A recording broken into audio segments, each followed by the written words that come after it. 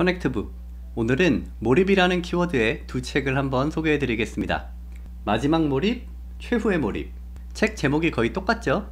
전 처음에 같은 영어 제목을 다르게 번역한 건 줄 알았어요. 그런데 놀랍게도 최후의 몰입은 표지에 큼지막하게 파이널 플로우라고 써있지만 한국인이 쓴 책이고, 마지막 몰입은 원래 제목엔 애초에 몰입이라는 단어가 없습니다. 이 이야기는 제가 나중에 다시 할게요.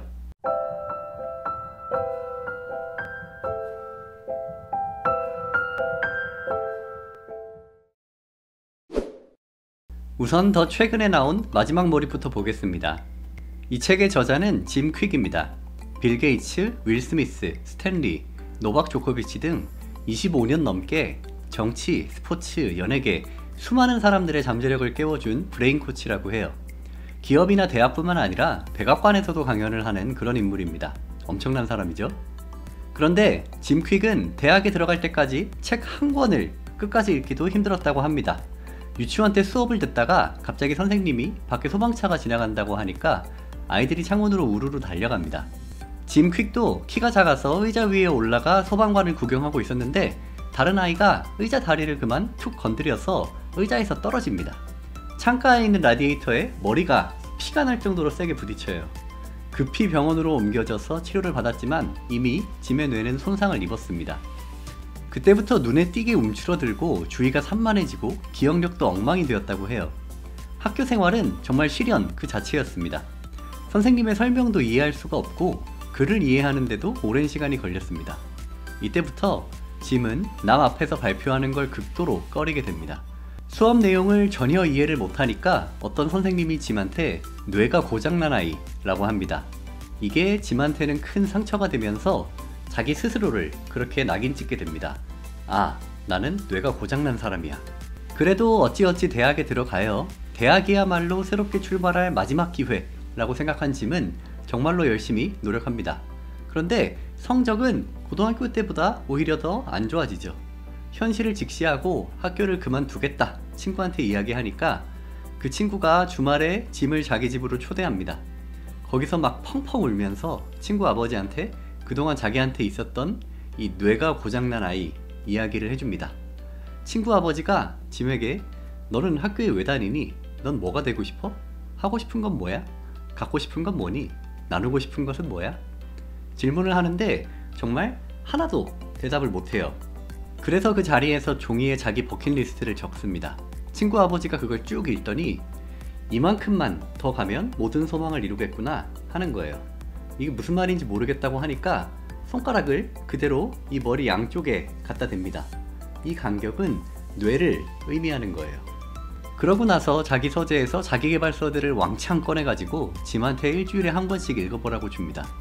근데 짐은 책 한 권을 끝까지 못 읽는다 그랬잖아요? 아, 나는 지키지 못할 약속은 하고 싶지 않습니다. 그러니까 이 아저씨가 짐의 버킷리스트를 다시 꺼내서 하나씩 소리내서 읽어요. 그게 동기부여가 돼서 한번 시도해보기로 합니다. 이제 해피엔딩으로 가면 좋겠는데 학교로 돌아오니까 이제 책상에 학교 강의 책이 이만큼, 이쪽엔 친구 아버지가 준 책이 이만큼. 나는 책 한 권도 끝까지 못 읽겠는데 정말 밥도 안 먹고 잠도 안 자고 운동도 안 하고 친구도 안 만나고 완전 도서관에서 살다시피 합니다. 어느 정도냐면 어느 날 탈진해서 쓰러져요. 계단에서 굴러 떨어져 또 머리를 다칩니다.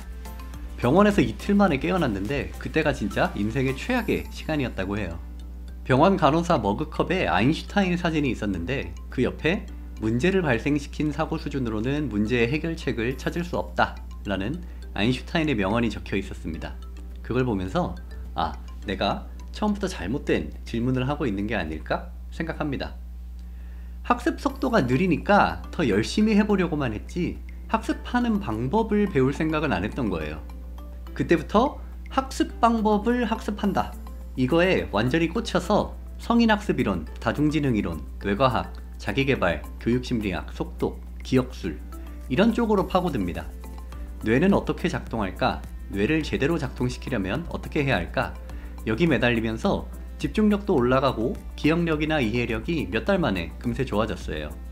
그러면서 자신감도 생기고 마인드셋이 바뀝니다. 그런데 한편으로는 속이 또 상했다고 해요. 학습 방법을 학습하는 것, 이 메타 학습을 학교에서 진작에 가르쳤다면 그렇게 오랫동안 자기 스스로 뇌가 고장난 아이라고 자책하면서 고통 속에 살지 않았을 텐데, 선생님들은 항상 집중해라, 더 열심히 해라 이런 말만 해줬거든요. 그래서 자기가 얻은 노하우를 주변 학생들에게 가르쳐주기 시작합니다. 그걸 20년 넘게 해오다 보니 스포츠 선수나 스타들, 또 세계적 기업의 CEO와 임원들에게 두뇌 코칭을 하는 사람이 된 거죠. 그렇다면 그 20년 동안 정리한 방법이 뭐냐? 짐 퀵은 본인이 만든 모델을 리미틀리스 모델이라고 부릅니다. 자신의 잠재력에 대한 제한을 버리고 마치 초능력을 얻은 것처럼 자기 한계를 뛰어넘을 수 있도록 돕는 방법입니다. 이 모델에는 3가지 요소가 있습니다. 첫째는 마인드셋입니다. 이게 what이에요. 내가 어떤 사람이고 무엇을 할 수 있는지에 대한 신념이나 태도, 가정입니다. 둘째는 동기, motivation입니다. 이건 why예요. 행동을 취하는 목적이자 행동하는 데 필요한 에너지가 여기서 나옵니다. 마지막 셋째가 방법, 메소드입니다. 이건 how겠죠? 뭔가를 달성하기 위한 구체적인 과정을 의미합니다. 첫 번째, 마인드셋을 설명하면서 짐은 LIE, lie라는 약자를 씁니다. 그대로 읽으면 거짓말이란 뜻이죠. 풀어서 limited idea entertained, 마음속 제한적 신념이라는 뜻입니다. 자신의 가능성을 알지 못하고 그보다 한참 못한 존재로 자신을 규정하고 있는 걸 lie라고 해요. 여기서 벗어나야 스스로 만든 한계를 넘어설 수 있습니다. 그러면서 자기 잠재력을 가두는 7가지 거짓말. 지능은 타고나는 것이다. 우리는 뇌의 10%만 쓴다. 실수가 곧 실패다. 아는 것이 힘이다. 새로운 것은 쉽게 배울 수 없다. 다른 사람의 조언을 들어야 한다. 천재는 따로 있다. 에 대해서 이야기하면서 왜 이것들이 사실이 아닌지 설명합니다. 두 번째, 동기에는 공식이 있습니다. 동기는 목적 곱하기 에너지 곱하기 S세제곱. 여기서 S세제곱은 Small Simple Steps를 줄인 거예요. 목적은 삶의 결정을 이끌고 행동하게 하고 목표를 형성하고 방향감을 제공하며 의미를 창출합니다. 또 목적은 당신이 세상과 나누고 싶은 것, 당신의 열정을 사용하는 방법입니다. 그 다음 에너지를 얻기 위해서는 아보카도, 블루베리, 브로콜리, 다크초콜릿 같은 뇌에 좋은 브레인푸드 10가지부터 운동, 수면, 스트레스 관리 등 뇌를 최상의 상태로 유지하기 위한 팁들이 있습니다. 공식의 마지막 습관 설계에는 습관의 중요성과 습관을 만드는 방법, 아침 루틴 등에 대해서 알려줍니다. 그리고 이 동기와 연결해서 몰입, 플로우도 이야기해요. 칙센트미하이가 말한 몰입의 8가지 특징과 스티븐 코틀러의 몰입의 4단계, 온전히 집중하기 위한 조건과 몰입을 방해하는 악당, 이런 내용들이 나옵니다. 세 번째, 방법은 뭔가를 이루기 위한 절차나 과정입니다. 또 방법은 학습하는 법을 배우는 과정, 즉 메타학습입니다. 여기서는 집중, 학습, 기억, 속독, 사고 5가지 영역에서 가속학습, Accelerated Learning과 메타학습의 원리를 배웁니다. 이 5가지를 모아서 퀵러닝이라는 프로그램으로 여러 단체에 교육을 하는 거죠. 예를 들어 단어를 기억하기 위해 단어를 하나의 이야기로 서로 연결시킨다든지, 아니면 독서 속도를 높이기 위해 눈으로 읽으면서 속으로 따라 읽는 속발음을 하지 않는 방법을 알려줍니다. 그런데 여긴 여러 가지 내용들을 좀 얕게 다뤄서 대충 이런 스킬이 있구나 정도는 알겠는데 책에 나온 설명만 보고 따라하기는 좀 어려운 것 같아요. 어쨌든 한계를 뛰어넘는 데는 이 3가지 요소, 마인드셋, 동기, 방법이 모두 필요합니다. 마인드셋과 동기만 있으면 영감, 인스피레이션이 됩니다. 그런데 이 영감을 어떤 방법으로 풀어야 될지 모르는 거죠. 동기와 방법이 겹쳐지는 부분은 실행, 임플리멘테이션입니다. 하지만 적절한 마인드셋이 없으면 딱 자기가 할 수 있다 라고 여기는 데까지만 이를 수가 있겠죠. 마인드셋과 방법이 겹쳐지는 부분에는 관념, 아이디에이션이 있습니다. 여기선 야망을 불태울 에너지가 없어 야망이 마음속에만 머물게 됩니다. 3가지가 모두 겹쳐져야 한계가 없는 리미틀리스 상태가 됩니다. 그래서 이 모델이 리미틀리스 모델인 거죠. 두 번째 책은 최후의 몰입입니다. 이건 한국인 저자분들이 쓰신 책이에요. 제갈현열, 김도윤 두 분이 쓰셨는데 두 분 모두 광고 홍보계 경력이 있으시고 지금은 두 분이 공동대표로 교육 컨설팅 회사를 운영하고 계신다고 합니다. 사실 이 책이 눈길을 끈 것은 올림픽 금메달리스트를 인터뷰한 내용으로 몰입을 파헤쳤기 때문인데요. 금메달리스트 33명에 올림픽 감독 3명까지 총 36명을 인터뷰했다고 합니다. 책을 쓰게 된 계기가 있는데요. 우연히 뉴스를 보고 있었는데 집중력에 관한 내용이 나오는 거예요. 거기서 기업의 교육 담당자가 앞으로 다양한 프로그램들을 통해 구성원들이 직장에서 좀 더 많은 성과를 낼 수 있도록 노력하겠다, 이런 인터뷰를 했는데 그게 왠지 거슬렸다고 합니다. 지금은 몰입해야 하는 시대구나. 그런데 몰입을 해야 하는 이라고 표현하는 게 맞나? 몰입은 자연스럽게 하게 되는 거 아닌가? 주도적으로 몰입하는 게 아니라 주입식으로 몰입하는, 몰입이 강요되는 것 같은 모습에 왠지 반발심이 든 거죠. 의무적인 몰입이 과연 가능할까? 그래서 번아웃이 생기는 게 아닐까? 고민하다가 반대로 주도적 몰입에 관한 글을 쓰고 싶다는 생각으로 이어지고, 주도적으로 몰입한 사람들의 이야기를 찾아보자 하다가 우연히 평창 동계올림픽 광고를 보고 올림픽 금메달리스트를 인터뷰해보자 까지 가게 됩니다.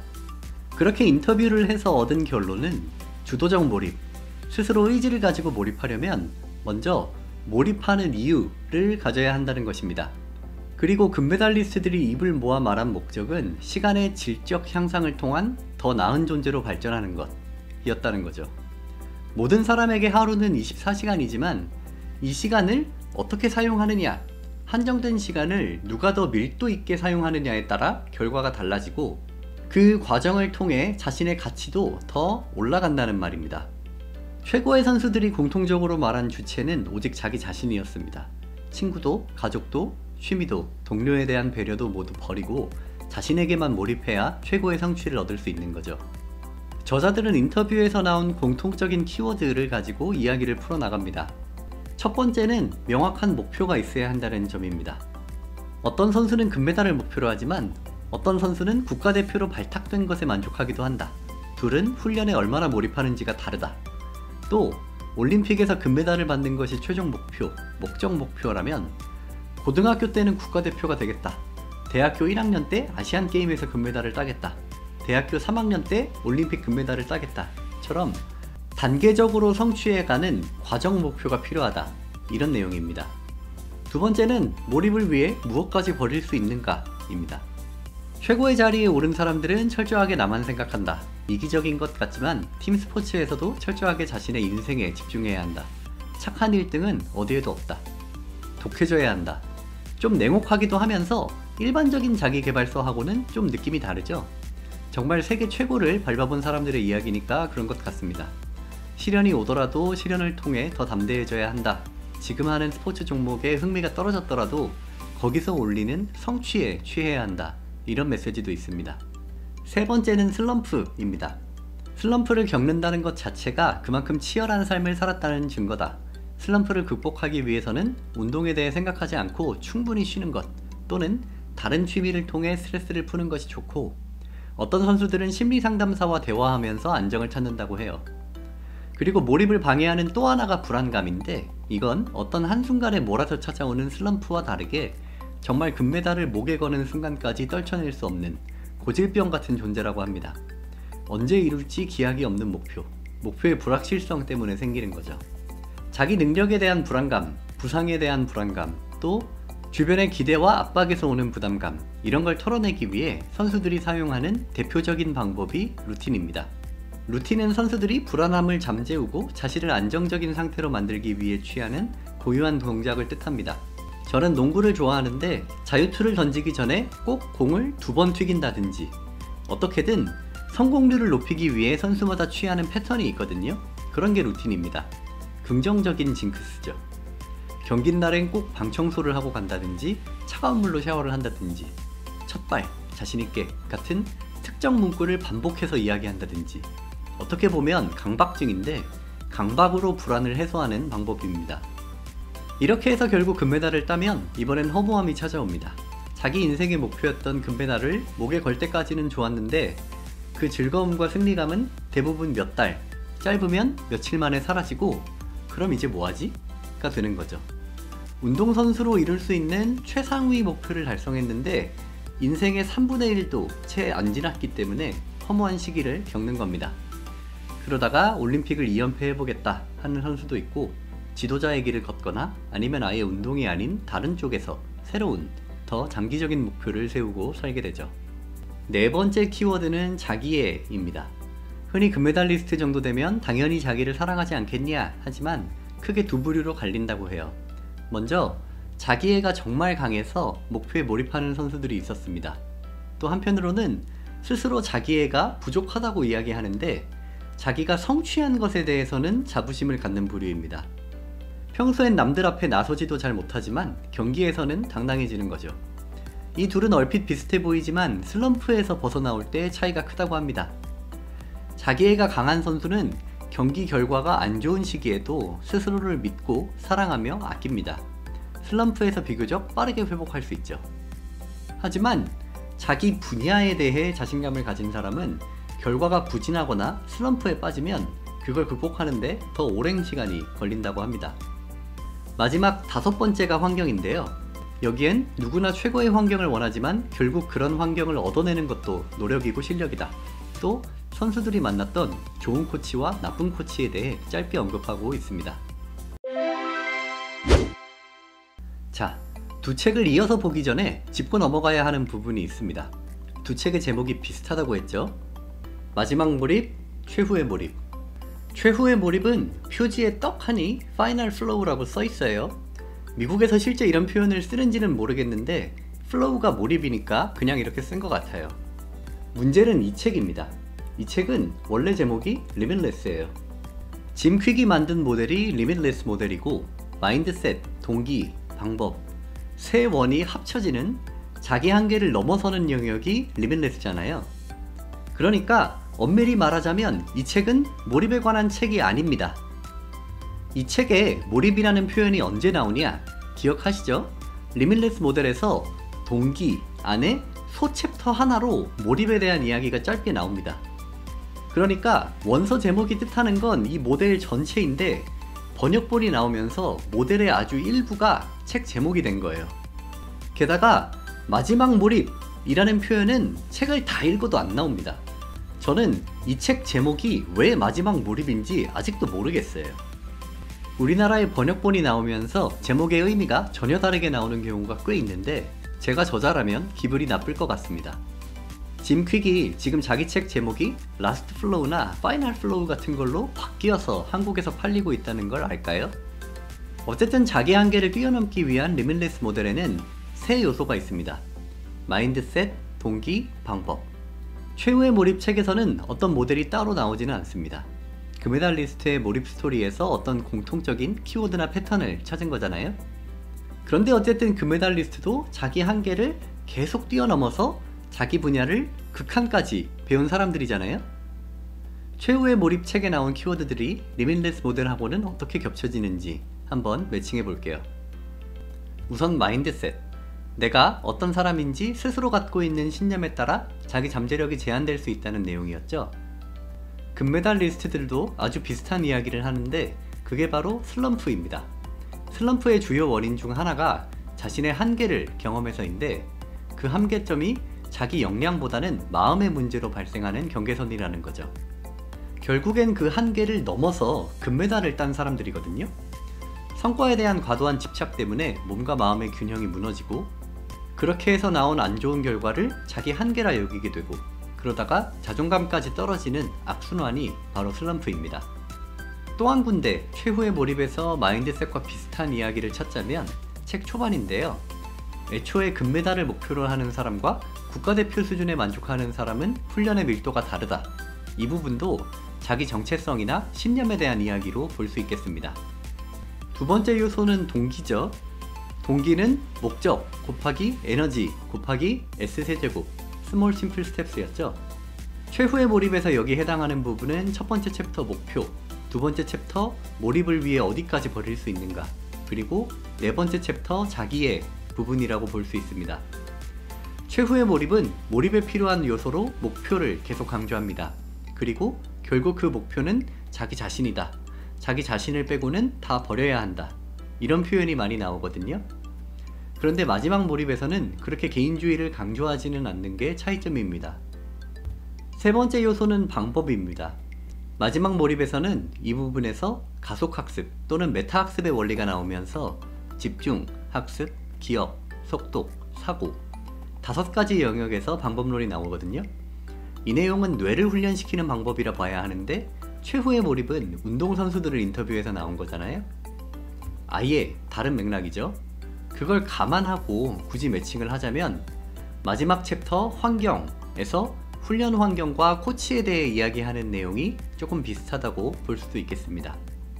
정리해보면 이 두 책이 이름은 비슷하지만 접근한 방식이 완전 다르고 책을 풀어나가는 구조도 완전히 다르지만 안에 있는 여러 키워드들은 은근히 매칭이 많이 됩니다. 금메달리스트들도 결국 자기 한계를 넘어선 리미틀리스의 영역을 체험한 사람들이라고 볼 수 있겠죠. 당연히 책 내용에 비슷한 부분이 많을 수밖에 없을 거고요. 그런데 두 책 모두 몰입 그 자체에 대한 책인지는 읽으면서 좀 갸웃하게 되더라고요. 특히 마지막 몰입은 애초에 몰입에 대한 책이 아니고 최후의 몰입은 우리가 흔히 떠올리는 특정 순간에 일어나는 단기간의 몰입이 아니라 굉장히 장기적인 관점에서의 몰입을 다룬 것 같습니다. 운동 경기 중에 몰입의 순간에 상대방의 움직임이 슬로우 모션으로 보였다든가 이런 내용은 하나도 없어요. 아무튼 새로운 것을 배우고 싶은 분들, 그러면서 자기 한계를 뛰어넘어 보고 싶은 분들에게 이 책을 추천드리도록 하겠습니다. 감사합니다.